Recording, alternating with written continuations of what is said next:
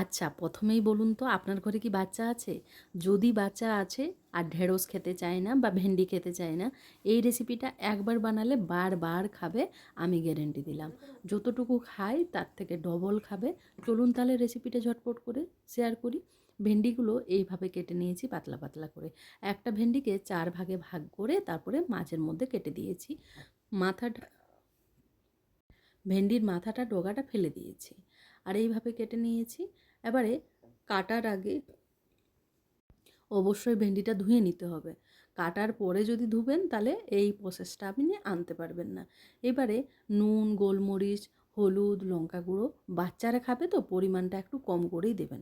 নুনটা জাস্ট আপনি যেমনভাবে ব্যবহার করেন সেরকমভাবে করবেন। এবারে মশলাগুলো দিয়ে ভালো করে হাতে মাখাতে হবে। এবারে কি কচলে কচলে মাখাবেন না, হালকা হাতেই মাখাতে হবে। ভালো করে যখন মাখা হয়ে গেল, আমি ঘরে বানানো বেসন দিয়ে দিলাম। আমি না ঘরেই বানাই বেসন, বাইরের থেকে কিনে নিয়ে আসি না।